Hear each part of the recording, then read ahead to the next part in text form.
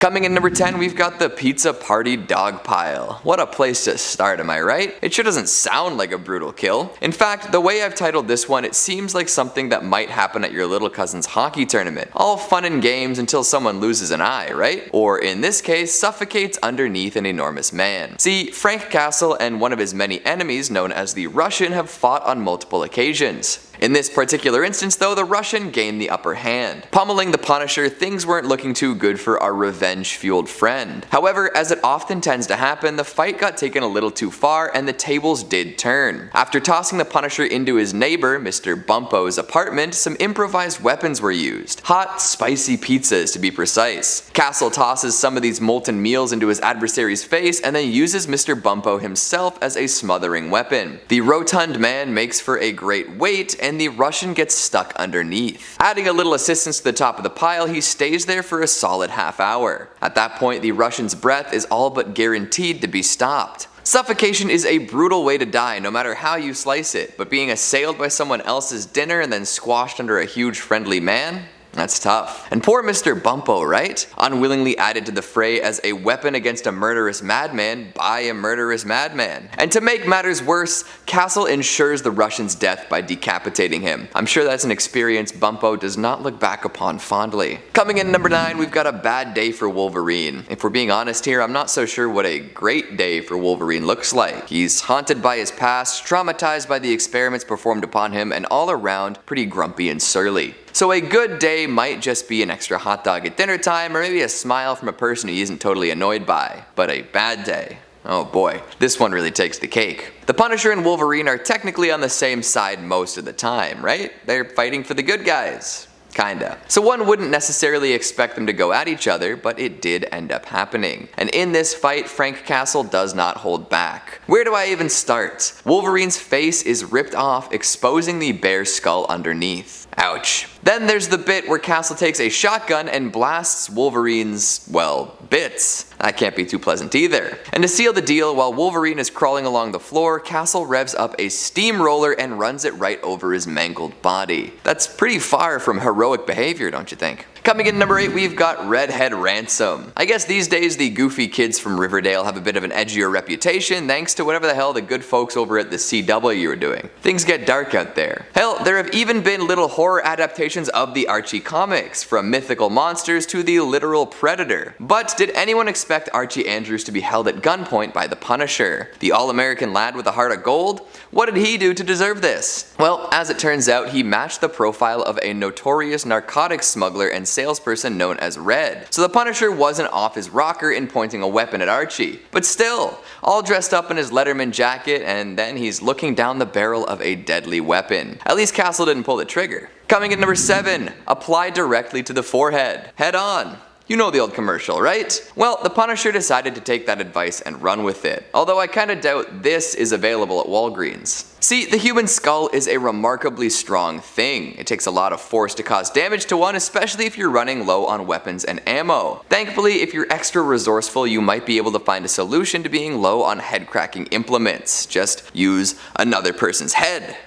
Oh wow. The Punisher just straight up double grips this one guy's head and drives it full force into another dude's dome. It's not often someone can tell you that the last thing that went through their mind was someone else's. Coming in number 6, An Empire's State of Mind. Remember that scene where Batman tosses a guy from like the second story and his victim's like, oh, you're not gonna kill me from here, and Batman's like, yeah, that's kind of the point, I want to break your legs, not your neck. Good times. The Punisher is taking no chances. Legs may be broken, but they're not gonna get up. No sir. Somehow, someway, he brought one of his many marks to the tippy top of the Empire State Building. From my experience, the security around there wouldn't let a spandex-clad man with a skull on his chest carry a bound and gagged person to the observation deck, but hey, Frank Castle does what Frank Castle wants. So after hauling this poor guy all the way up, what does he do? Do they share a moment of mutual appreciation for the New York City skyline? Do they feed quarters into one of the many pairs of tourist binoculars up there?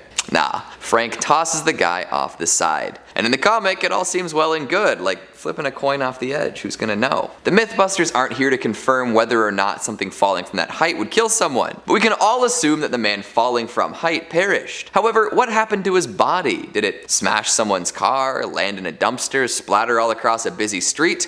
It's questions like that keep me up at night. Coming in number 5, teaming up with Eminem. Did you know that there was a run of comics where the Punisher kills Eminem's team, listens as Eminem raps entire songs to him, and then gets Eminem to kill Barracuda? I'm not sure if this counts as super dark, but that is a very weird crossover. You know what? It is dark. I'm making it so. All those poor groupies gone in the blink of an eye. Then the Punisher has to deal with whatever nonsense Eminem gets him involved with from then on. That's it for this entry. I wanted to bring up the fact that the Punisher and Eminem had a comic series together. Thanks for listening.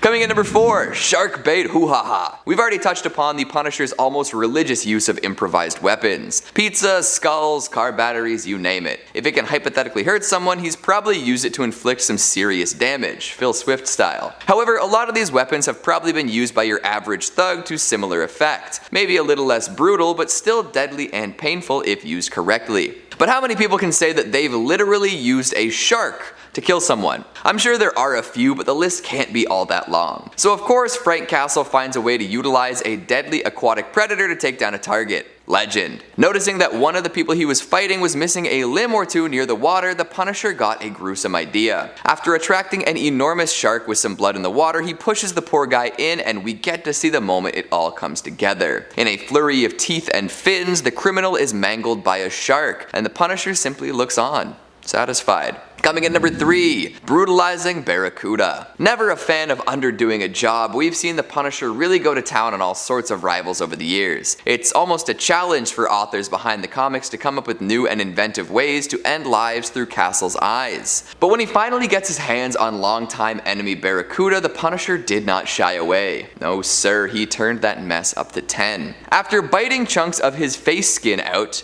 Castle goes in for the kill. Not immediately though, he really takes a moment to soak it all in. There are some gunshots and a nice little curb stomp, and then eventually a car battery is brought out. Uh-oh. Allegedly clamped down upon some unmentionables, the Punisher lets loose some insane electrical shocks that really get Barracuda going, and that's not enough even then. After some 15 minutes of agonizing electricity, he finally takes a pickaxe out and chops Barracuda's limbs and head off. That's just horrifying. At number 2, we've got Polar Bear Bloodbath. Now, most of what happens here isn't explicitly shown to the reader. We see Ma Nucci, famed mafia matriarch, appear to get back at the Punisher for killing her sons. However, doing so at the zoo was probably a bad call. The Punisher manages to maneuver the fight into a polar bear enclosure, and these beasts are not happy to have visitors. Dang, and all those Coca-Cola commercials convinced me that polar bears are super chill. What do you mean a major corporation lied to me? Back to the matter at hand though, Ma and a couple of her lackeys are left to fight for their lives against enormous ice-faring predators, and they don't come out the other end looking too pretty. Ma in particular is in pretty bad shape, missing her arms and legs. What she isn't missing, however, is her attitude. And finally at number 1, Into the Fire. And this is a fun one to end on. After putting Ma Nucci through that animalistic encounter, the Punisher had to make sure he finished the job. Just going in and killing her wouldn't be enough though. In fact, to him, that would almost be a mercy. No, he's gotta raise the stakes, as always. So after the entire ordeal is as good as done, he decides to set fire to Ma's mansion with her still in it. She's a feisty one though, and makes it out of the fire one last time. Crawling towards Castle in one final desperate attempt to kill him, she performs what I can only describe as that move that Pokemon do when they run out of PP to use. Struggle. The Punisher sees this, lines up a nasty kick, and sends Ma flying back into the Inferno for good. Sheesh. What a lunatic, am I right? Who else could get away with all this horrific stuff and still be so beloved? Only Frank Castle. Number 10. What if the X-Men had lost Inferno? This very chaotic and fire-filled demon horde-infested story comes to us from What If Volume 2, Issue number 6. And we are starting it off hot, friends. This is quite a dark story. Here we get to imagine what the fate of the world would have been like had the X-Men failed in defeating Madeline Pryor during the events of Inferno. Instead, she and Sim take over the planet Earth, unleashing hordes of demons on it and ruling it together. However, the heroes who have survived their reign of terror manage to band together and, using their power, fight back. In the end, they do win the day, but not without casualties. Wolverine himself in the story ends up becoming the pet of the Goblin Queen, and Sim fully giving in to his feral rage and feeding on the innocent. Ugh. He only becomes free from the fog of his rage after he kills Kitty Pryde tragically and realizes the monster that he has become. Number 9. What if Captain America were revived today? 1983.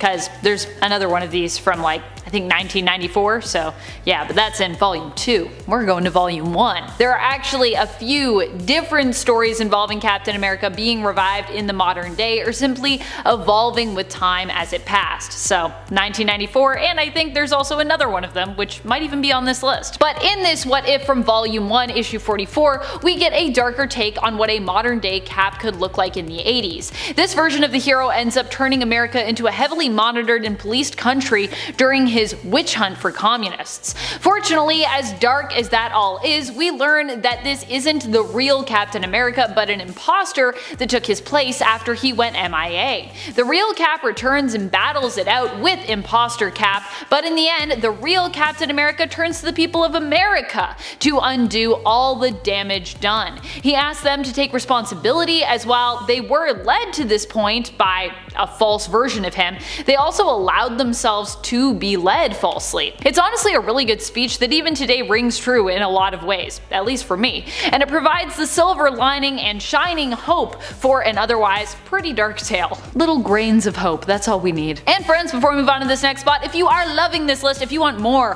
What If lists, be sure to let us know by giving this a thumbs up, sharing it, doing all the things. Also, if you want more What If content, we do have a playlist now for that. Yay! Number 8. What if Wolverine killed the Hulk? In issue 31 of the 1977 What If series, we find out what would happen if instead, when Wolverine first met the Hulk, he had killed him.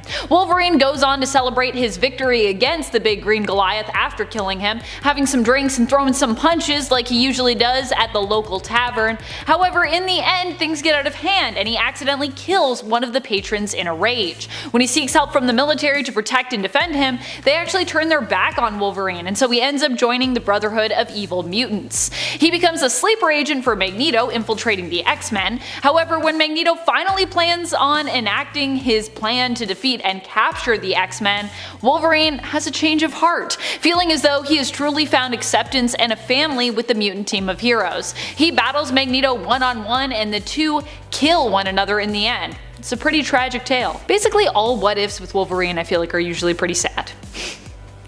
Pretty sad or pretty dark. Number 7. What if Captain America had not vanished during World War II? See, another Captain America story because I love these. This story comes to us from issue 5 of volume 1, aka the 1977 What If series. While Captain America does not get trapped in the ice and Bucky never goes missing, presumed dead, only to become brainwashed and repurposed by the Soviet Union as the Winter Soldier, a worse fate seemingly awaits both of these heroes. Neither having ever disappeared, Steve goes on to fight as Captain America until he eventually retires from the mantle, becoming instead the director of S.H.I.E.L.D. Bucky ends up taking his place, becoming the new Cap, as we have also seen happen in modern comics, and Rick Jones ends up becoming Buck's new sidekick, also going by the mantle of Bucky.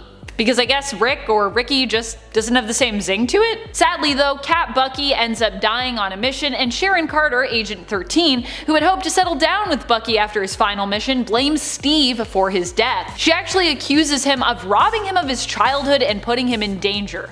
Pretty intense. And then of course it ends with Rick volunteering to become the new Cap, so the deadly cycle it seems is destined to still continue in this timeline. You'd feel like after that all happened, Steve might be like, maybe we won't do that again, it didn't go great the last time. But he's just like, ah yes, Rick Jones, now you will be Captain America and probably die. What if the Green Goblin stole the Infinity Gauntlet? This story comes to us from the What If Infinity Dark Reign one-shot. Here we see Green Goblin dealing with a lot of family drama and trauma from his past. He steals the Infinity Gauntlet and not only uses it to defeat, well, all the heroes of planet Earth and beyond, but it's also revealed that his true motivation for doing all of this and pretty much everything that he's done is to win his father's approval. His father, who was always so unimpressed and who for a long time mistreated him, pushing Norman towards greatness or else. When Norman showcases his villainous accomplishments, it only causes his father to revile him even more though. Norman then decides to use his Infinity Gauntlet to snap and influence his father, making him proud of him instead. But this makes his father's love and approval feel pretty empty, especially when Norman learns that his altered dad actually really only loves him just because he's his son, and not for all that he has accomplished. which you would think would be really nice, but to Norman he's like, that's infuriating, I hate that. Norman erases his father from existence, and in so doing, erases himself. Don't you hate when that happens? Number 5. Marvel Zombies Resurrection. While not an exact what-if series, Marvel Zombies Resurrection definitely feels like a what-if version of the Marvel Zombies world that imagines a completely new scenario involving zombies based on established Marvel lore, where Galactus becomes infected with a mysterious new virus that it turns out was created by the Brood, dun dun dun, to infect people more efficiently, turning them instead into zombies. The whole series from 2020 and the intro to it from 2019 that kind of explains all of the lore that you need to know to jump in is all pretty bleak, with only a few people on Earth making it out alive in the end, and still fighting basically just to survive after the world has pretty much been completely infected after Galactus' corpse is hurled to the Earth to be used as a kind of zombie creating bomb. But while the story is pretty dark in terms of all the great heroes that we lose, do not worry. At least Carol's Flurkin cat Chewie stays safe. Thank goodness. In case like me you read this and you were worried the whole time about that little fur baby, I was like, no, please don't let Chewie die, Chewie's so cute. Chewie is also a badass, so really there's no need to worry. Chewie's like one of the best fighters in this entire series, which I love. Number 4. What if Clint Barton killed Norman Osborn during Dark Reign? This what if comes answered in the What If Dark Reign one-shot. Here we get to see what could have happened had Clint Barton's plan to kill Norman Osborn actually come together. Clint himself ends up making a martyr out of Osborn though, unfortunately, and becomes a wanted man in the process. One civilian decides to take the matter of justice into his own hands, calling out the assassin, Clint Francis Barton. And if he doesn't show himself, he threatens to blow up the entire Sunday Inn and all the innocent people that are inside it. Hawkeye does show up though and attempts to talk the man down, but surprisingly the man pulls a gun and shoots Clint point blank to death rather than surrender. He is taken away, and in the end Hammer remains in control under Deputy Director, likely now full director actually, Victoria Hand. Basically, if Hawkeye had actually killed Norman Osborn, it would be bad, I think, in the long run. I think that's what we learned. Number 3. What if the Kingdom of Kane? In What If issue 94 out of the 1989 series, also known as Volume 2, we get to visit a world destroyed by the Sentinels. Oh goody.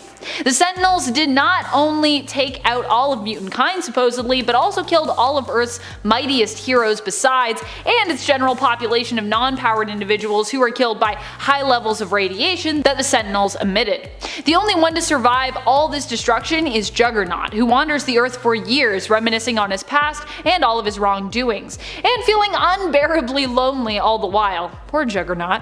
Magneto shows up and confirms that everything that has come to pass is Juggernaut's fault because he killed Professor X, which was basically the catalyst event for this chain reaction of destruction that has now come to pass. Juggernaut finds and kind of falls into a secret bunker as a result of his fight with Magneto, where he learns that some mutants survived and are actually hiding out. Yay! When they ask him to leave them be though, he refuses, only to learn that this was an attempt to protect themselves against the radiation, which he is now let in by breaking into the bunker, infecting them and ultimately sentencing them to death. So, it's really sad. Juggernaut's like, I'm lonely, I just want to like talk to you. And they're just like, you just killed us, so thanks for that. He's like, wow. I ruin everything, this is terrible.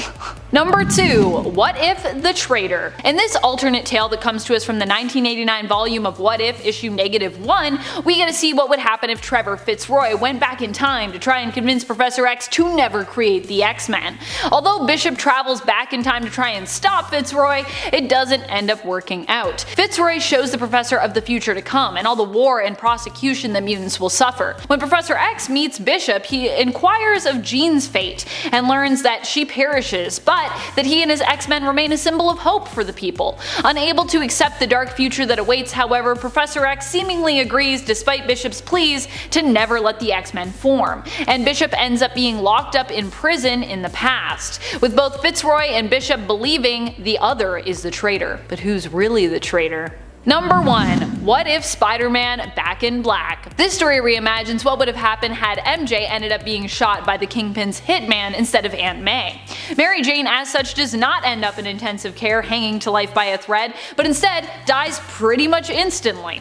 This makes Peter lose control, going into a dark rage unlike any we've ever seen. He doesn't just plan on scaring and potentially finishing the Kingpin if MJ dies, because I mean she's already dead, but instead he plans on just straight up setting out to kill whoever was responsible for the hit, which he of course does find out was still Kingpin in this reality. Donning his black costume, he heads out planning to put an end to Kingpin once and for all, despite Aunt May and Iron Man trying to stop him and calm him down. In the end, Peter succeeds in killing Kingpin, Aunt May basically disowns him, and Iron Man has him arrested for murder, citing the Superhero Registration Act. Peter blames Iron Man for all this mess, by the way, demanding a trial with a jury, and Iron Man denies any wrongdoing, claiming Peter made his choice. Kicking off the list at number 10, Dog Days. Norman's father was an inventor. He was the grandson of Alton Osborne, and that's where all of his wealth originally came from. But after all these inventions were stolen one day, the company was forced to close its doors, and the family had to live on scraps. A total change-up. Norman's father was cruel to him as a child, so he would drink, shout, just all around not a great supportive parent in any way, so Norman inherited some of that pain and agony. Norman actually got rid of the family dog, saying that it was just one less mouth to feed. That was his way of contributing to the family problem. It's pretty dark. So young Norman was troubled, scared, and determined to regain the wealth for his family. But did you really have to get rid of the dog? I mean, I feel like your dad could have left. Dogs are nothing but pure. This guy was always a villain, even when he was young. Number 9, Flash Thompson. In Peter Parker's Spider-Man issue 45, Norman rendezvous with Flash Thompson right after he went to an Alcoholics Anonymous meeting. See, Norman offered Flash a job. He started to turn his life around, but then in a Game of Thrones-like fashion, Norman pours so much whiskey into his mouth forcefully, which already sounds so horrible, but then when Flash gets behind the wheel of an Osborne truck, it only gets worse. He ends up crashing right into Midtown High where Peter was working. Flash survived, but all that brain damage from the crash left him in a coma. Of all the ways to get Peter's attention, I mean, come on Norman, that's just twisted. And before we continue on with this dark video, if you guys want to go ahead and give this video a thumbs up, maybe some positivity in this video wouldn't hurt. A thumbs up is definitely a step in the right direction. Thank you so much for your support. Let's get right back into this cruel list. Number 8, Tortured Peter. We look now into Revenge of the Green Goblin storyline, where Norman sends Peter a little care package. Peter receives toothpaste, which is actually laced with hallucinogenics, the same hallucinogenics that make up the Goblin formula, so already this isn't looking too promising. And to make emotions more unstable, Peter also got a CD. Now, I know what you're thinking, no, it was not Big Shiny Tunes, although I wish it was. Rather, it had Uncle Ben's music with subliminal messages trickled into the notes. Now, after this point, Peter is weak, physically, mentally, and emotionally. So the Goblin almost gets Peter on his side, the dark side, but the webhead was finally able to break free. Norman was happy. I mean, to him, this was still a win. He got that close to breaking Peter. Well, guess we ought to keep trying. Number 7, a helping hand. When a security guard working for Norman needed help, he reached out. I mean, yeah, he reached out to his boss. Makes total sense, especially someone with the brains like Norman. I'm sure he can help out. The security guard's wife was sick, and the doctors didn't really know exactly what the problem was. She was just only getting worse with time. Tick-tock, Norman, let's figure this thing out. Osborne agreed to take a look and to see if he could figure out the issue, and he did. He figured out the problem, but the advice that he gave on how to handle her was the exact opposite of what she needed. So she got way worse after this point. It got so bad that she had to be rushed to the hospital, put on a breathing machine, where she fell into a coma. This guy truly is the most evil. Number 6, stole Peter and MJ's baby. Yeah, you heard me, pretty dark. In Amazing Spider-Man issue 418, MJ goes into labor, but Peter is nowhere to be seen, of course, because he's too busy saving the city, doing the usual superhero gig. Now the doctor is a little sketchy. He's smoking the whole time. There's a shadowy figure in the background just lurking about by the door while MJ is trying to have a kid. It's just a weird feeling. There's weird vibes in the air. Exactly as I planned, says this shadowy figure. Now the baby was born healthy and the doctor carted away, but this nurse, Allison Mongrain, took the newborn to this shadowy figure, who of course, as you would now have guessed, is Norman Osborn. I mean, just steal Peter's phone. I mean, a baby? You don't have to steal a baby. What the f***'s wrong with you, dude? Number 5. Seward Trainer. Making his first appearance in Spider-Man issue 54 back in 1995, Seward was a genetics expert, part of the High Evolutionary. He was originally sent to spy on Miles Warren, but Scryer, an agent of Norman's, caught Seward stealing Warren's files, so Scryer then blackmailed Seward and threatened to spill the beans. So after that point, Seward had to serve Scryer's needs.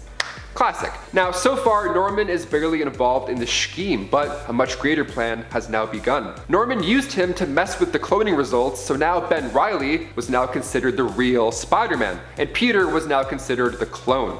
This plan worked really well. They both basically switched lives, but as for Trainor's fate, well, he died at the hands of Norman in a dark alley. All that just to be left for dead. Number 4, Ben Reilly. Okay, since we're on the topic of Ben Reilly, we have to talk about how exactly he met his fate. Ben Reilly, the Scarlet Spider, first appeared in the Amazing Spider-Man issue 149, and after he takes on the helm of the Spider-Man, Peter retired, like I just said. But later on, Ben was hit with a gas bomb and his spider sense was put on hold because of it. Now after this, the Goblin is able to beat him horribly, and on top of that, he literally adds insult to injury, explaining that Ben is in fact the clone. So Reilly ends up sacrificing his own life, taking Norman's glider right to the back and impales him, but he did it to save the real Spider-Man. He encouraged Peter as well to get back to it. Poor Ben Reilly. To find out you're the clone was bad enough, but then to make the hard choice to save Peter after that? What a day. Number 3, buried Aunt May alive. Yeah. When Norman Osborn kidnapped innocent churchgoers, Spider-Man of course came to save the day. They had an epic brawl, and it ended with Norman being arrested and taken to Rikers Island. Peter then returned home to Aunt May and MJ, he healed up, and the next day he resumes his normal life teaching at school. However, this figure was watching him the whole time. Always these figures, hidden figures in the background. So Peter then gets a phone call and he hears about his Uncle Ben's gravestone being vandalized. So he goes to take a closer look at the situation, and then he gets a call from a random voice saying that they know his big secret and that they know Aunt May. So they're going after Aunt May, things are bad. So Peter goes to Rikers to make sure Norman's still there and is not behind it, but Norman is behind it. Norman actually tells Peter that one villain knows his secret identity. Now he's toying with Spider-Man, what a time. He even presents Peter with a riddle that May is down among the dead men. So eventually he solves this riddle with the previous knowledge of Ben's gravestone being hit up, and that's where he finds out that Aunt May was buried alive next to Uncle Ben.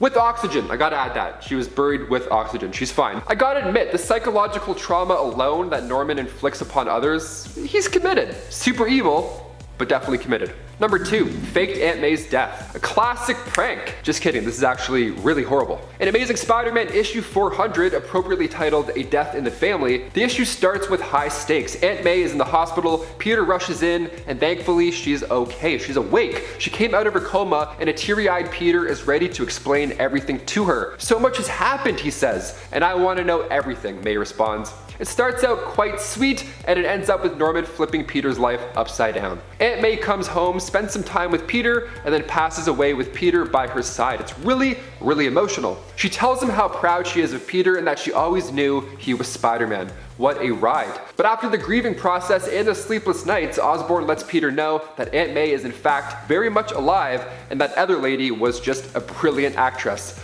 all this time. So many emotions. And finally, coming in at number 1, you guessed it, the night Gwen Stacy died. Of course I gotta bring this up, this is arguably one of the worst things to ever happen to Peter, and seeing it on the big screen made my eyes wet. Emma Stone and Andrew Garfield nailed this scene. Now, it of course stems from the comics. In the Amazing Spider-Man 121, the Green Goblin took Gwen in order to draw the attention of Spider-Man. This was after Norman had got his memory back, so now it's time to take the spider and get back on that Goblin glider. He kidnapped Gwen, and of course it worked. Spider-Man came to play, but when Norman tossed Gwen off the top of the bridge, Peter tried to rely on his webs to save his love. Thing is, the webs did catch her, but the whiplash in doing so caused her neck to break. Perhaps one of the darkest comic book moments of all time. Kicking off the list at number 10, Captain America. Created by Eric Larson. The end of Captain America is pretty stressful. He's older and a little rough around the edges, and although the Red Skull is long gone, we now have to deal with a virus. Rings familiar bells? Yeah, this one hit a little close to home. So the worldwide virus is a Red Skull virus, and it spreads easily, like really easily. Like you can smell somebody or be close to them, and then bam, now you're a Red Skull Skull looking maniac who wants to break shit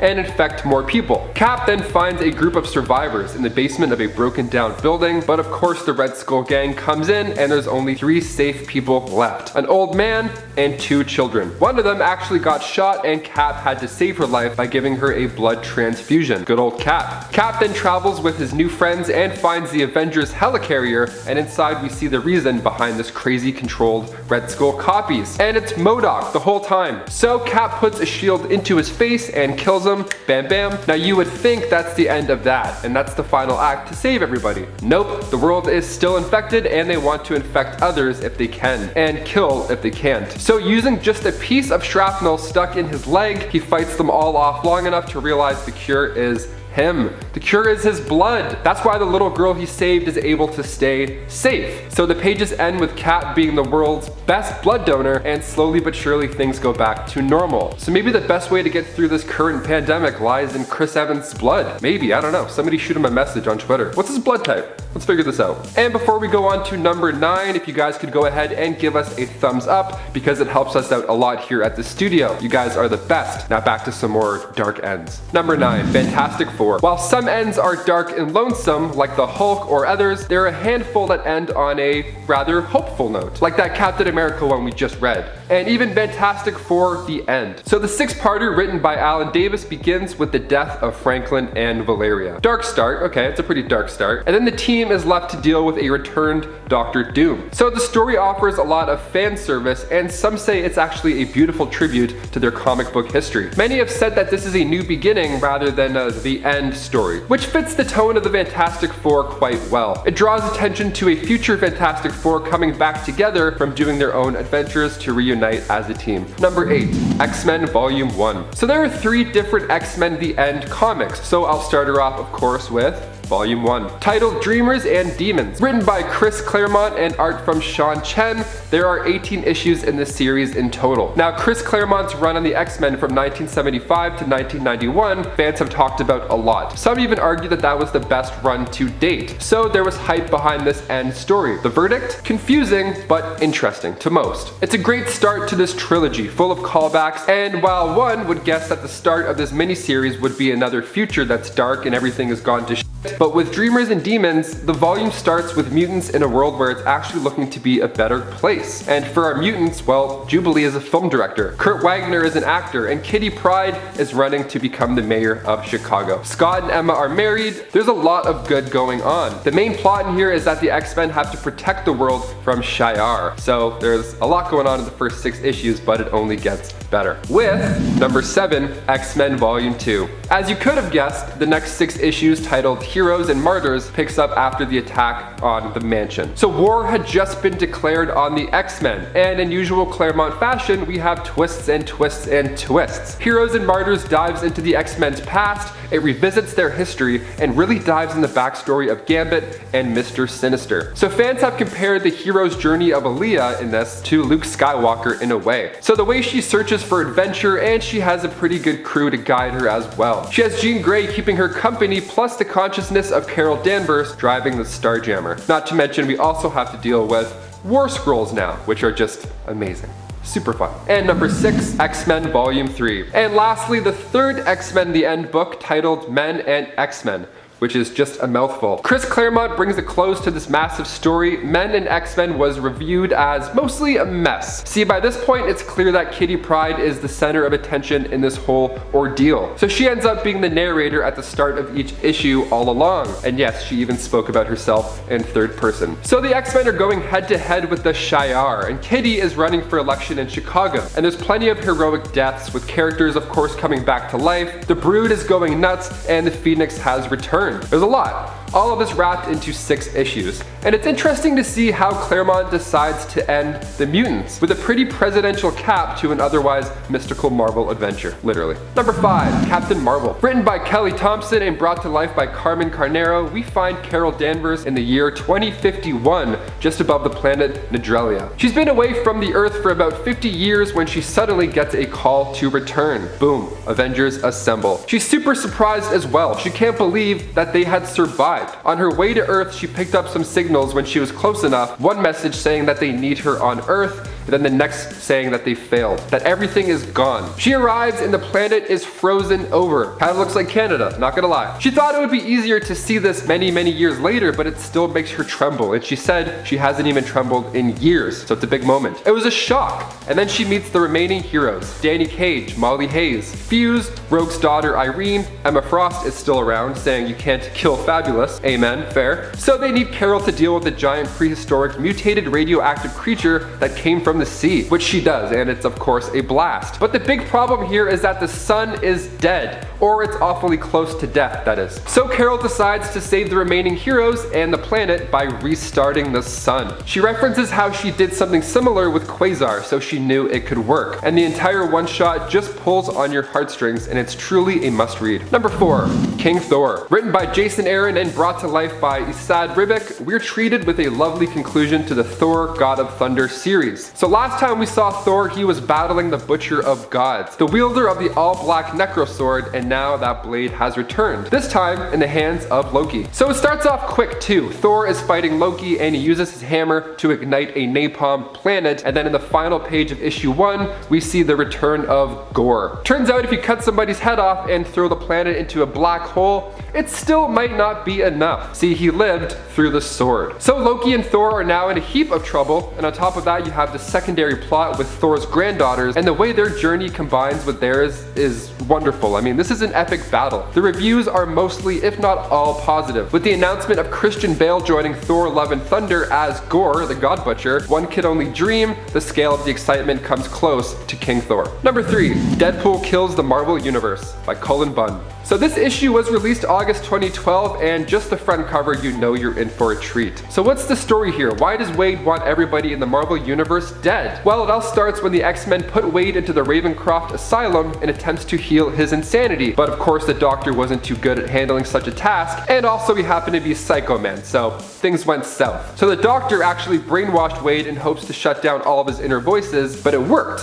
The only downside was those voices were now replaced with voices that were encouraging him to kill everybody in the Marvel Universe. You guessed it. So right off the bat, the series draws you in. It opens with the Fantastic Four facing off against Wade, and it's wild. Reed Richards' face is like melting off. Sue has to watch Deadpool kill Johnny, and then she dies, and then that's just in the first few pages. And then of course the Watcher ends up taking us back to the beginning, how it all started with Dr. Psycho and all that mess. And it's honestly a really fun run. Not for the faint of heart, but easily makes our list here as well. Number 2, Future Imperfect. Written by Peter David with the illustrations of George Perez, this 2-part adventure gets dark. Seeing our heroes grow up on the screen and on the page is a wonderful thing, usually. I mean, not all endings are happy, evidently, but what about other characters living out their days? Like the Hulk, for example. Making his first appearance in a vision in the Incredible Hulk Volume 2, Issue 401, the Maestro is the main antagonist in the Incredible Hulk Future Imperfect story. So the story takes place about 100 years in the future after a nuclear war put the planet close to extinction. An alternate future version of the Hulk, Maestro, had been absorbing all this nuclear radiation this entire time, and he ended up becoming the most strongest thing on the planet in the meantime. Massive increases in strength and anger, plus the brains of Banner made him arguably unstoppable. And it's terrifying. If you want to see a proper Hulk vs. Hulk showdown, Hulk Future Imperfect is perfect for you. And finally, number 1, Secret Wars 2015. Everything dies. That's right, written by Jonathan Hickman, this storyline recalls the original Secret Wars from 1984, and it picks up after the time runs out Avengers storyline ends. So themes of destruction are imminent in this story. The interdimensional incursions have wiped out every dimension one by one, so now we get a collision with the Ultimate Universe and the Marvel Universe, leaving just this single patchwork planet made from the fragments of the broken dimensions called Battleworld. And we get to watch as all our heroes try and piece this thing together one page at a time, with returning characters possibly popping up. With 137 individual comics to read before this event, it's gonna take a while to piece everything together for this massive journey. Plus Doctor Doom salvaging the multiverse and calling himself a god while he pieces together this world, and the fact that the main heroes in this are usually supporting players like Reed Richards, Sue Storm, Doctor Strange, and Black Panther makes for an interesting time. Gives them the chance to shine here, and it's a fabulous read. You must pick it up. Kicking off the list at number 10, Thor and Jane Foster. The God of Thunder from Down Under and Jane Foster. Now, we see this relationship in the MCU, not that much though. See, it's said in the beginning of Thor Ragnarok that they broke up, so already this relationship in the MCU is pretty rocky. But now with Natalie Portman confirmed for Thor Love and Thunder next year, we may even go a bit darker with their romance. See, in the comics, their relationship began in the 60s when readers were introduced to Jane. She attended med school and was soon hired by Dr. Donald Blake, who is actually Thor in disguise. They're the king and queen of long distance. I mean, one lives on Earth, the other lives on Asgard, and at one point, Jane actually takes over and becomes the god of thunder at a time where Thor was unworthy of wielding Mjolnir. Her time as Thor is pretty exciting, but the only catch was that her cancer would worsen every time she used her powers to save the day. So let's just hope we don't have to endure that on the big screen, because the comics was hard enough. That was way too sad. And before we go on to number 9, if you guys could go ahead and toss this video a like, because it really helps the channel out quite a bit. You guys are the best. Thank you so much for watching. Now back to some dark Marvel romances. Number 9, Crystal and the Human Torch. In Fantastic Four issue 45, Johnny Flame and Crystal meet and they hit it off. Naturally, being, Johnny saw her and immediately thought that she was something out of a fairy tale. How cute. So he approached her, and of course this spooked her, causing this giant gust of wind, a quick storm, and then poof, she was gone, nowhere to be seen. Johnny is like, what the blazes was that? Why is she gone? How did this happen? Mysteries, mysteries. A few pages later, he runs into her again, but this time they show each other their superpowers, and that makes them instantly bond. The Fantastic Four needed a replacement temporarily while Sue was recovering from having their first child.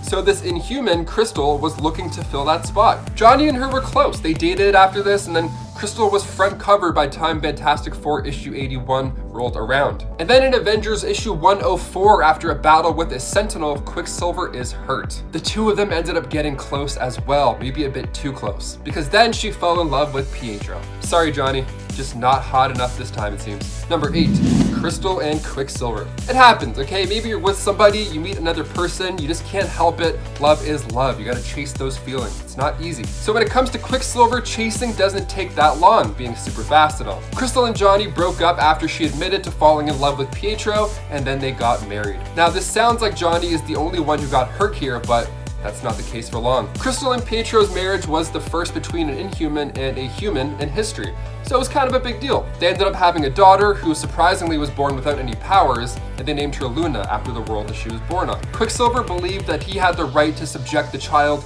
to the Terrigen Mist, but Crystal wanted her to grow up normal. So their marriage now began to spiral. Quicksilver's temper was ruining things, and Crystal had an affair with another man named Norm Webster. She told Quicksilver while she was unwell and half asleep. It was wild. Funny enough, Norm was actually the same guy who sold the Vision and Scarlet Witch their home in Vision and Scarlet Witch issue 1, volume 2. Once Norman found out that Crystal was married, he was like, nah, I'm out of here. I'm bouncing. See ya. Crystal then left Quicksilver with Luna and then returned to the Fantastic Four, searching for that relationship with Johnny again.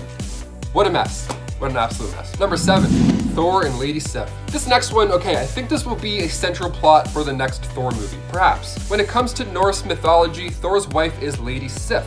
In the comics, it's not that easy. See, they were on and off for a while, and we see glimpses of this in the MCU. With Lady Sif's absence in Ragnarok, fans can expect her to return into Thor's life, kind of like Bo Peep in Toy Story 4. She's still around, she's just not around here right now, per se. In Journey into Mystery, issue 102, Thor had fallen in love with Lady Sif, so much so that when Sif had been kidnapped by storm giants and ended up as a prisoner of Hela, Thor straight up offered his own life in order to save hers. And Hela was so impressed that she let them both go. She was like, wow, go make out, go do something, that's great, you guys are great. And then in Thor 236, Lady Sif sacrificed her own life in order to save Jane's. Now, while this may seem like a rather dark plot, I'm sure we'll get some sort of version in it in the next Thor movie. Maybe the reality gem has caused some life-altering effects to Jane, and Lady Sif can somehow be the only one to save her at the end of the movie. Number 6, Black Widow and Bruce Banner. Remember in Age of Ultron when Black Widow was the key to calming Bruce Banner down?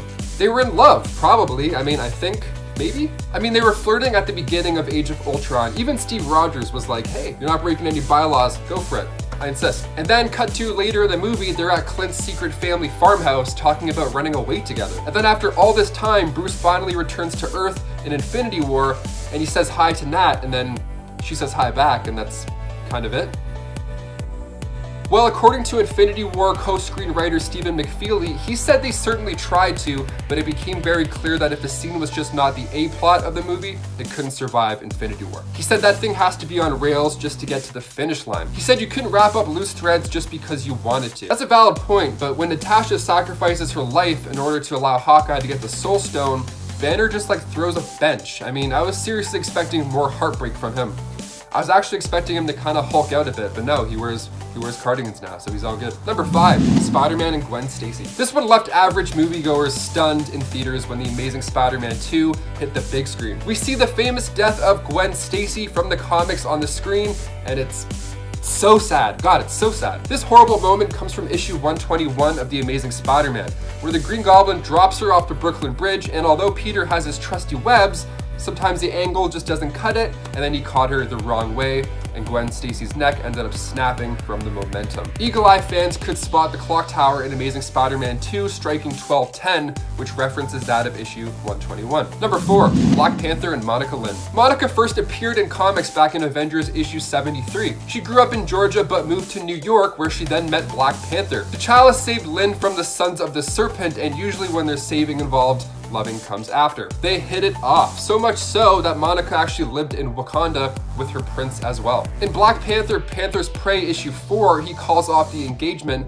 without giving an explanation why. But then in Black Panther volume 4 issue 16, Monica Lynn is seen performing. She's a great singer in the comics, and she sings a sad love song to a sold-out crowd in Washington, D.C. Through her lyrics, she reflects on her heartbreak and the fact that T'Challa is marrying someone else. He actually ends up marrying Storm. Wow, what an artist. She turns her pain into passion. She's like Adele, but better. Number 3, Jean Grey and Scott Summers. Cyclops and Jean Grey became close in the school for gifted youngsters after Scott was given a visor made of ruby quartz. He could then control his powers and shortly became the deputy leader of the X-Men, and then of course fell in love with his teammate, the wonderful Jean Grey. Sounds like a dream when it comes to the gifted youngsters, no? I mean, they're super close, and of course their romance was a fan favorite. She's in his head as well. I mean that in a literal sense. Jean created a psychic link between them both, giving them the ability to read each other's minds. Guys, just a pause right there. Would you ever want that with your significant other? Would you ever want like your brains to be linked and you know what each other's thinking about? I mean,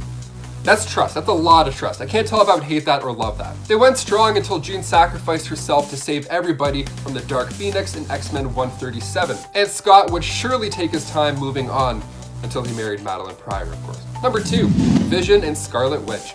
Perhaps one of the most interesting couples in the MCU, and especially after the events of WandaVision have just unfolded last week, it's fair to say that this deserves a spot on the list as well. He's an android and she's a witch, and they go through a lot together. So Vision and Wanda tied the knot back in 1974, and they've even welcomed twins at one point. Catch was, those twins of Wanda and Visions came out of nowhere, and it was then revealed that their souls were actually part of Mephisto, which was actually a running theory in WandaVision for a while, but that might have been too dark for the show, which makes sense. So these twins have been in the comics to grow up to become Wiccan and Speed, and in the MCU, Wanda and Vision's romance is super fun to watch for the most part.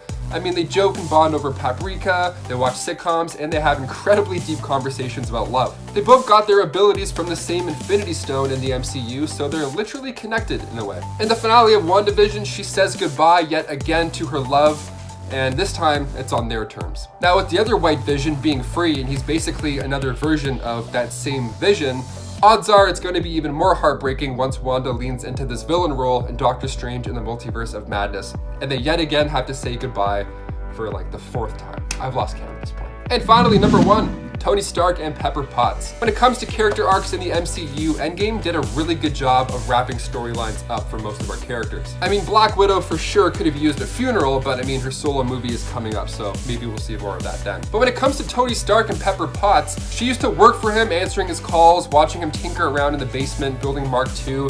They had their ups and downs throughout the years. Like in Civil War, Tony and Pepper were separated, and then at the end of Homecoming, Tony pops out an engagement ring, and then things come to a tragic end, of course, when Tony sacrifices his life in order to wipe out Thanos and his army. Of course, repeating the same words that kicked off this entire thing in the first place, those being, "I am Iron Man." So now with Pepper being more than capable of suiting up herself and helping out in the battle, could we see more of her in the MCU, perhaps in her Iron Man suit? Probably not. It doesn't seem like we will, but hopefully, time will tell.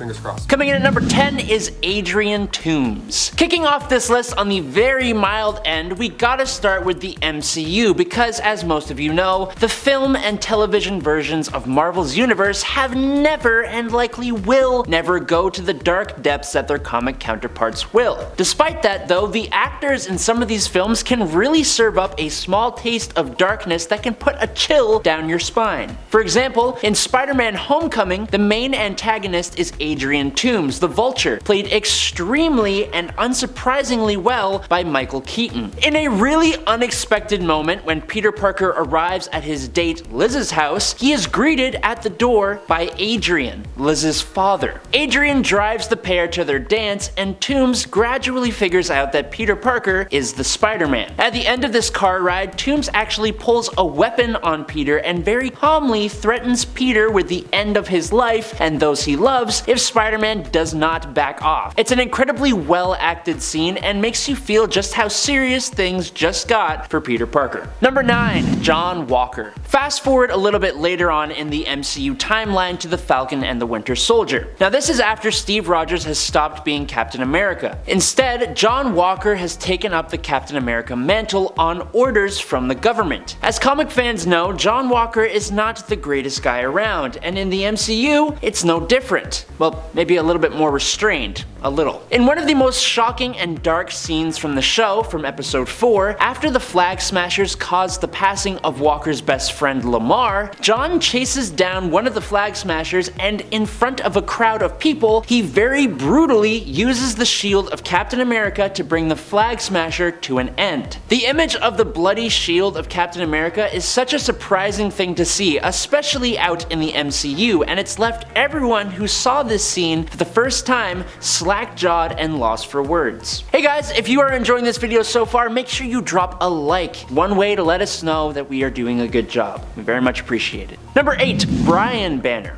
Fans of The Incredible Hulk are well aware of how dark and messed up the character's past is. It's a partial reason that Bruce was able to become the Hulk in the first place. A large part of his darker past has to do with Bruce's father, Brian Banner. Brian was a less than ideal father figure. For starters, because of his job researching atomic radiation, he believed that his DNA was altered and that when Bruce was born, he was some kind of monster because of it. Brian also became jealous of how much attention Rebecca Banner gave to baby Bruce. Brian went pretty much insane, in other words. As some of you know, Brian became responsible for the passing of Rebecca Banner. On the anniversary of her funeral, Bruce was visiting her grave, and Brian, recently released from the mental hospital, arrived. But Brian wasn't cured at all. He attacked Bruce, but all the years of torment had built up inside of Bruce, and in one kick, Bruce threw Brian off balance and he fell backwards, hitting his head off of the gravestone of Rebecca Banner and instantly ending his life. This moment was so haunting to Bruce that he just erased it from his own mind, convincing himself for years that his father passed due to a mugging. Number 7. Spider-Man and Mary Jane. Spider-Man is arguably the face of Marvel Comics, and for good reason too. He's incredibly inspiring, full of hope, and is never one to give up. For all those reasons, when Spider-Man Reign was released in 2007, it was incredibly hard to see an old, tired, and torn down Peter Parker who had pretty much given up. Of all the dark and depressing things in this story, there is one thing that stands above the rest. So, through the course of the story, we learn that Mary Jane, Peter Parker's greatest love interest, has passed away, and he's been hanging on to this memory of her, and that's likely due to the fact that he is directly responsible. Mary Jane didn't pass away because of a villain or Peter failing to save her. Instead, because of the radioactive spider that gave him his abilities, Peter himself was radioactive. Through the years and years that Peter Parker and Mary Jane had been together, Peter's radioactive body had essentially given Mary Jane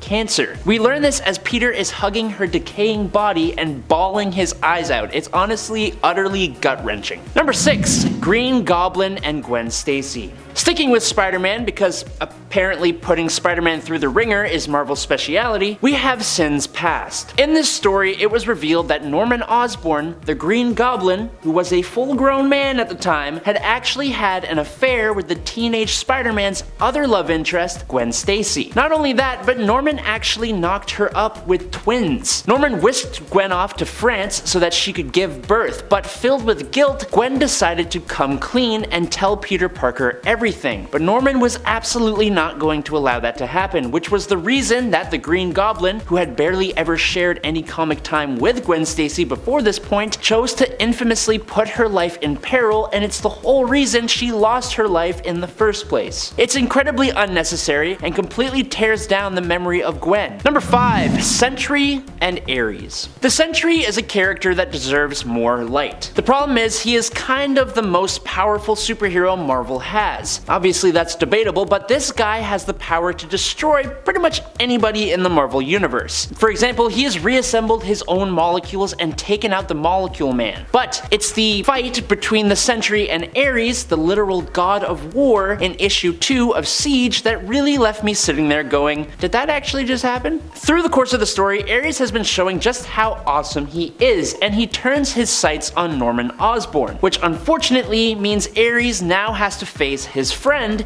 the Sentry. Sentry punches Ares halfway across Asgard, and maybe 2 or 3 punches later, he grabs both ends of the God of War and rips him completely in half. Not only did it leave everyone on the page frozen, it also left readers completely stunned. Number 4. The Hulk and Tigra. In 1995, Marvel released the last Avengers story, and with a title like that, from 1995, you can imagine it's not all sunshine and rainbows. Side note, the art in this comic is actually really good, which actually made it worse watching this version of the Incredible Hulk turn against his fellow Avengers, Wonder Man, Hawkeye, Mockingbird, and Tigra. Tigra against the Hulk is not a fight you would normally expect, and this Hulk tells you why, as in her attack against the Green Goliath, Hulk simply grabs her and pulls her apart just like Sentry did with Ares. Number 3. The Punisher. The Punisher could probably make up almost every single spot on this list, but that wouldn't make a very compelling collection of horrible moments, now would it? No.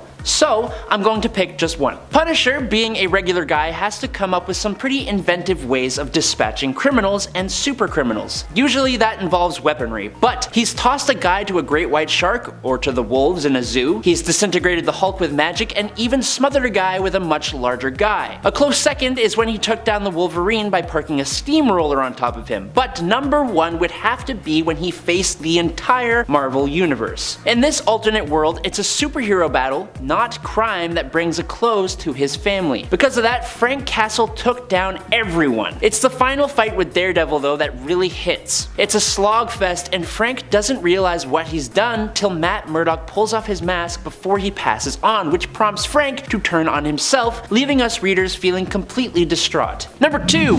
Ultimatum.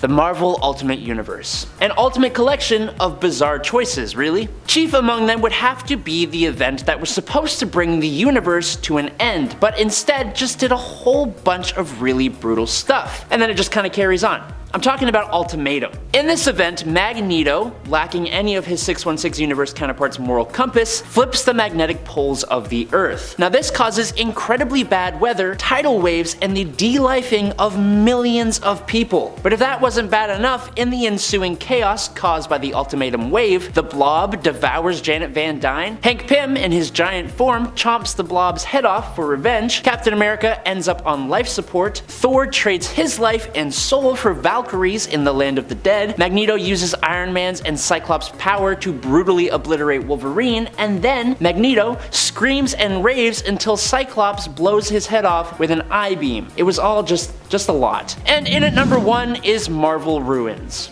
If you know Marvel Ruins, then you had to know that this was going to be number 1. This is a story taking place in an alternate comic book universe where literally everything that could go wrong goes wrong. Similar to Ultimatum, it's just kind of best to list off the events rather than get specific here. The Fantastic Four spacecraft crashes into Earth and Ben Grimm is left with survivor's guilt. The Incredible Hulk is not so incredible as the gamma radiation he experienced leaves him as a hulking mass of tumors and deformity. Thanks to the radioactive spider, Spider-Man did not gain the abilities of a spider, but instead developed an incredibly brutal mutant virus that left him with a terrible skin rash and had him captured and quarantined by the government. The Scarlet Witch betrayed the Avengers to the government government, leading to the Quinjet being blown up with them all inside of it. Nick Fury was introduced to the idea of eating other people by Captain America. Silver Surfer suffocated in space. Johnny Blaze sets himself on fire as a stunt and goes out in the same stunt, and Magneto's powers go out of control in an airport. The whole story just leaves you wondering what you're supposed to do with your life now.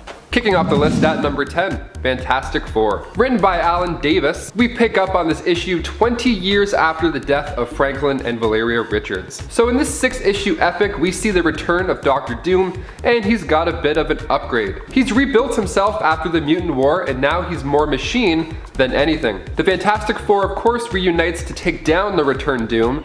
Now, I have to start this at number 10 because for an end story, it feels like they're just coming back together to save the day. The stakes are high, of course, but not too high. Still a great time nonetheless. But before we go on to number 9, if you guys could go ahead and toss us a thumbs up, because it really goes a long way for us here at the studio. You guys are the best. Thank you so much. Now back to some dark endings. Number 9, Doctor Strange. Written by Leah Williams, this 2020 comic marks the final days of Doctor Strange.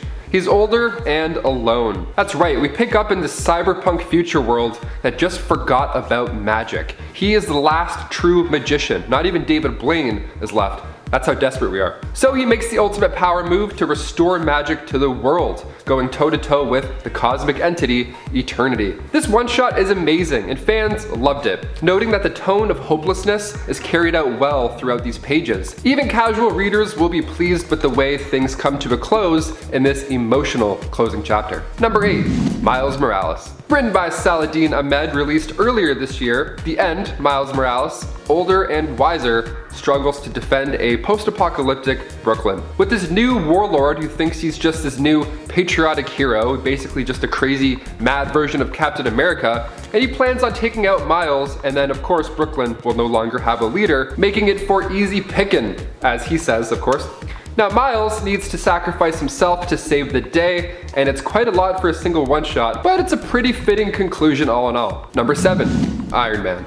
Written by Bob Layton and David McKelvey, we see of course an older Tony Stark explaining that he spent 50 years building Stark Universal into the global juggernaut that it is today. That's 50 years of battling bombs, bullies, and buyouts, only to have a more subtle enemy slip through my defense when I wasn't looking. Time! Yeah, so Tony at this point is looking for a suitable replacement for his tech and eventually for Iron Man. And he finds this in a young scientist named Nick Travis. But an Iron Man story feels almost incomplete without another big bad metal suit going against Tony, and this time in the form of Ultra Dynamo. The comic touches on Tony's declining health, and for a one-shot it's actually a pretty decent send-off. A little bit different than how he went off in the MCU. A little less sad, I think. Number 6, Wolverine. We love to see an aging, dying Wolverine. I mean, Logan was one of the best superhero movies I'd seen in a very long time, and the R rating just needs to happen for some of these stories to be told, or at least have them told properly. So in Wolverine the End, we again see an aged Wolverine as he embarks to take down the last of the Weapon X program. All the while, he's dealing with himself becoming less and less immortal. So this 6-parter is a lovely time. It opens up with Wolverine in the snowy landscapes of Canada, struggling to even hunt a deer. A deer! And then he reminds himself how old he's getting, because as he tries to pull his claws back in, it pains him more and more. That's not a good sign. The voice in Wolverine's head does a lot of heavy lifting for the narrative, and watching this struggle is sad yet weirdly poetic. And on top of his personal problem, he has to deal with his long-lost dead brother in order to save America from a nuclear fallout. Fans have expressed how the final antagonist was a bit over the top in a story like this, but the soul-searching Logan must-do makes it worth the read after all. Number 5, Marvel's The End. Of course, this 6-part series written by Jim Starlin is full of cosmic chaos. The heart of the universe, first discovered by the Celestial Order, brought peace, of course, to the universe. They picked the ancient Egyptian pharaoh Akhenaton as their agent on Earth. Now, this power eventually started to corrupt him, and then he travels to present-day Earth to kill most of Earth's mightiest heroes. So Doctor Doom's like, whoa, no thank you, and then goes back in time to try and kill him while he was still a human, before all that jazz. Which is a great idea. I mean, like Rhodes recommended in Endgame, the whole plan for Thanos. But it of course doesn't go as planned. They can't just do that. So Akhenaton doesn't let this happen. Thanos has now entered the chat. The Great Titan becomes aware of this power. He gets together with the remaining heroes like Captain Marvel and the Defenders, and then Thanos destroys the machine that allows the Order to use the Heart's power. So where does this power now go to? That's right, you guessed it, right into Thanos. So Thanos uses this newfound power to go back in time to take down the Order before they found the heart of the universe. And on top of that, also prevent Doctor Doom from killing his past self. And to make matters worse, the Living Tribunal gathered a bunch of, cosmic beings like Eternity, Infinity, Death, Galactus, and the Celestials to stop Thanos. Number 4, Punisher. Written by Garth Ennis, this 2004 one-shot features a lot of F-bombs, like holy and takes place, of course, in a post-apocalyptic future, with the time being referred to as simply soon.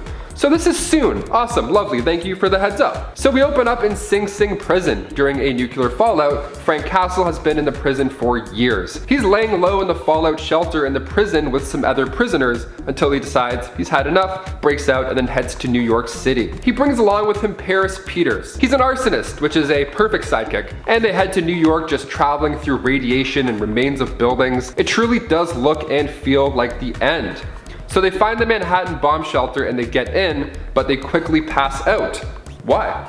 Well, because that radiation they ignored, it starts to finally kick in and cause effect. They wake up in an infirmary with doctors explaining how they're gonna die within the coming hours, and then Frank, of course, kills them all brutally, and then goes on to discover a boardroom with the Coven, who he found out about during his time at Sing Sing. So the Coven is a group of generals, senators, billionaires, anyone important, basically the people in power responsible for escalating the war just for profit gains. So with twists and turns about who they really are, Frank will face the biggest challenge of his life, all while against the ticking fatal clock. Number 3, Venom. Written by Adam Warren, Venom the End is a tale older than time, or something like that. See, the one-shot spans over 1 trillion years, with Venom traveling through space and time, and it starts off with the symbiote dealing with the death of Eddie Brock. Or not dealing with, rather, is I guess more appropriate. So Venom is now set on bringing back Eddie, and bonding with everybody in the universe sure is one way to try and make that happen. That's right, Venom becomes the guardian of the last organic beings in the universe. It's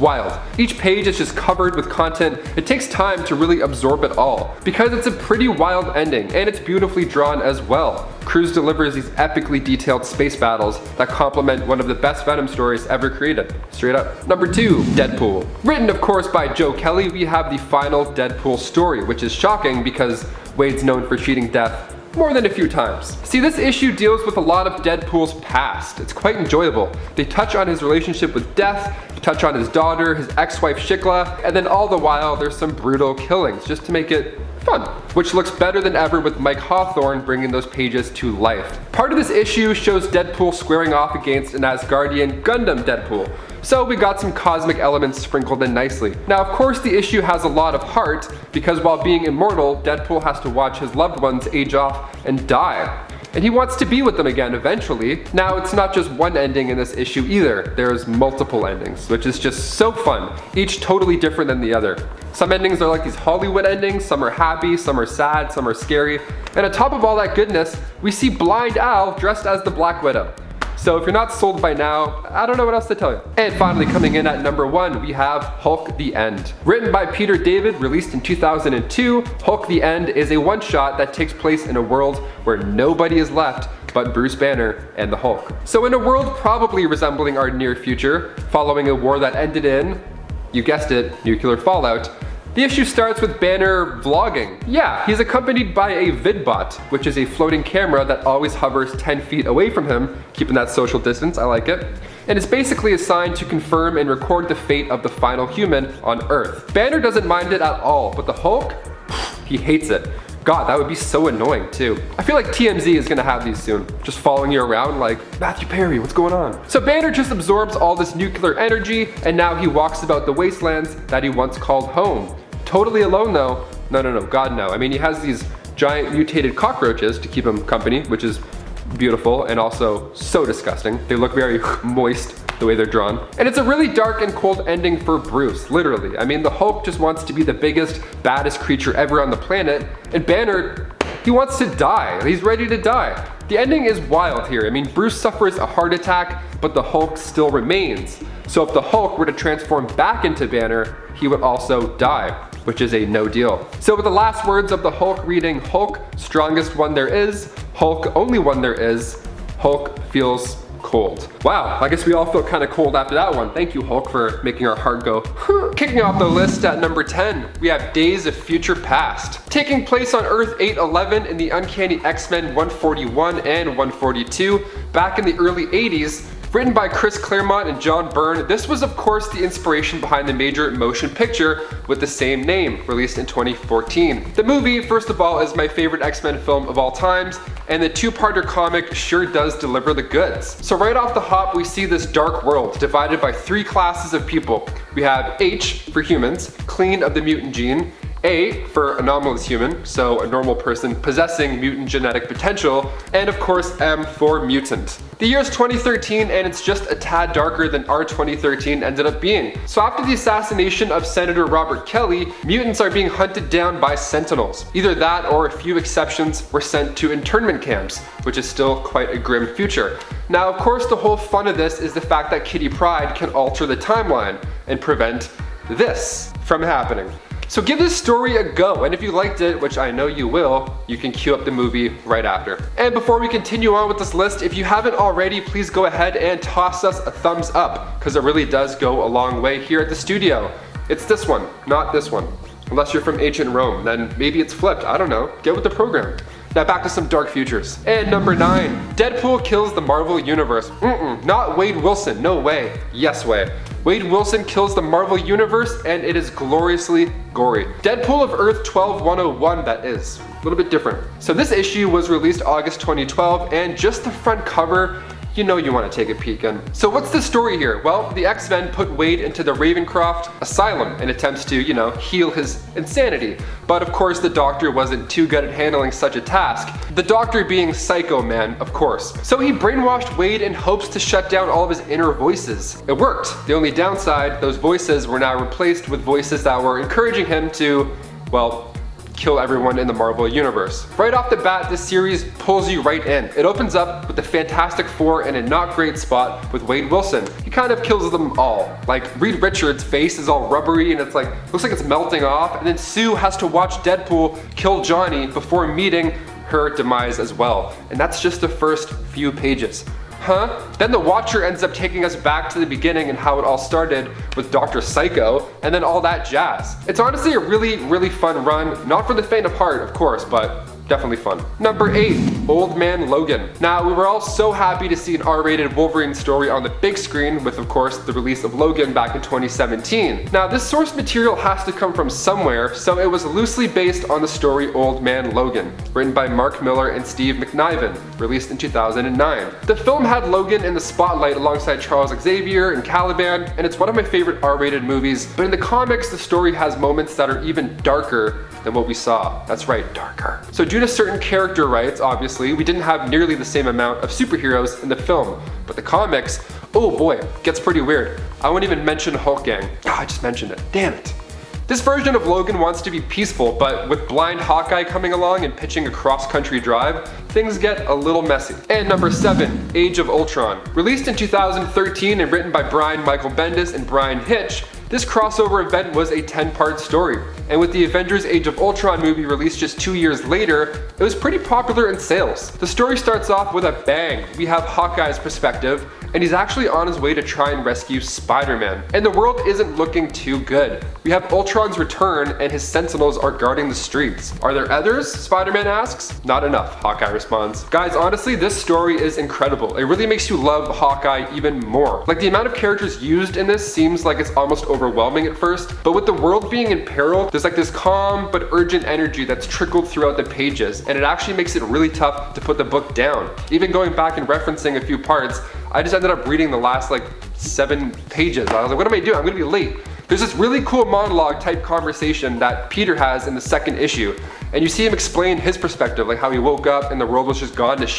and it's done really well. And then it kind of pulls back and you see the remaining superheroes, and there's not that many. Number 6, 2099. Published in 1992, this is the future where we all got cool costumes. And of course, the future has to be shiny and metallic. Didn't any of you watch SpongeBob?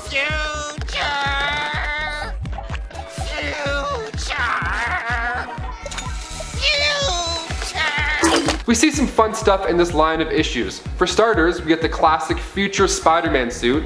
So fans who stuck around until the very end of Spider-Man Into the Spider-Verse were treated to a nice little 2099 Spider-Man voiced by, of course, Oscar Isaac. The sequel is going to crush it, oh my god. So we see, of course, future versions of your favorite characters as well, like Dr. Doom, who actually becomes the president at one point, which is super neat. Just the guy you want as a president. The most notable part of this future is Spider-Man's point of view. His run, of course, starts with Spider-Man 2099, and it's always a good time to see what people think the future will look like. It's always shiny and blue. For some reason, everything's always blue in the future. It's just like boring and blue and like kind of shiny. I don't know. Number 5, Hulk Future Imperfect. Seeing our heroes grow up on screen and on the page is a wonderful, wonderful thing, usually. Seeing Old Man Cap at the end of Endgame made my throat tighten up so fast. I felt like I was gonna cry like out of my neck. It was the weirdest. I was holding back. I got all my friends there, big 3D glasses, and I'm like, don't cry, man, don't do it. I loved that story arc. But what about other characters living out their days, like the Hulk? Well, making his first appearance in a vision in the Incredible Hulk Volume 2, issue 401, Maestro was the main antagonist in the Future Imperfect storyline. The story takes place about 100 years in the future after a nuclear war put the planet real close to extinction. So an alternate future version of the Hulk, Maestro, had been absorbing all this nuclear radiation the entire time and ended up becoming like the strongest thing on the planet. Massive increases in strength and anger, plus the brains of Banner made him pretty unstoppable. It's beautiful, but so scary. You gotta check it out. Number 4, World War Hulk. Again with the Hulk. This one is pretty wild. So Thor Ragnarok was loosely based off the Planet Hulk storyline. Loose in a sense because the comic didn't end up going so well. So on Sakaar, in the comics, the rocket that he arrived in ended up blowing up, causing casualties that left the Hulk, you know, angry. So what did he do? Well, he heads back to Earth, and thus begins this World War Hulk storyline. The 5-part issue released in 2007 by Greg Pak. And this is a very dark but very fun version of the big green guy. He just destroys everybody, all the heroes that Earth has come to love, just in the path of this very aggressive, angry beast. It's crazy. He locks the Illuminati in Madison Square Garden and makes them fight to the death. I mean, I'd definitely pay for that. Nowadays, with movie theaters being closed, I'd pay for anything. Let's go. I mean, once you spend enough time on Sakaar, it becomes second nature anyway, so whatever. In the first issue of this series, you see Iron Man in his Hulkbuster armor, and he uses repulsors to accelerate his punch, which is something Iron Man can be seen doing in the MCU. I like when they keep small details. Just adds to it, you know? It makes it a bit more fun. So make sure if you haven't already to grab all 5 issues of the 2007 World War Hulk story because it's a treat. Number 3, Marvel Universe vs. the Punisher. I began this list talking about Deadpool, trying to kill the entire Marvel Universe, but what about the other ruthless killer, Frank Castle? This 27 miniseries written by Jonathan Mayberry and Goran Parlov shows the entire world somehow even crazier than our world today. See, everybody on Earth has turned violent due to this biological weapon. So right on the front cover, we see this. We have all of our heroes drooling like they're cannibalistic creatures. So it's up to the Punisher to walk around and save the lucky few who are not infected. Number 2, Age of Apocalypse. This epic 38-part crossover is one for the books. With a combination of creators on board like Scott Lobdell, Roger Cruz, Joe Madureira, this world we find Professor X's son Legion, but he accidentally kills his dad before the X-Men were even a thing. Interesting. Then things go from bad to worse. In comes Apocalypse, just right on time to ruin the day. Well, not just ruin the day, but take over the world, rather. The X-Men have always been the time travel group. I mean, it's no surprise these guys have so many time travel missions. I mean, look at their roster. Earth 295 changed forever after Legion's failed mission to kill Magneto. So Apocalypse ended up attacking 10 years earlier than in the original timeline. Trouble ensues. And finally, number 1, we got Spider-Man Noir. We go now to Earth 90214, not to be confused with 90210. Great show.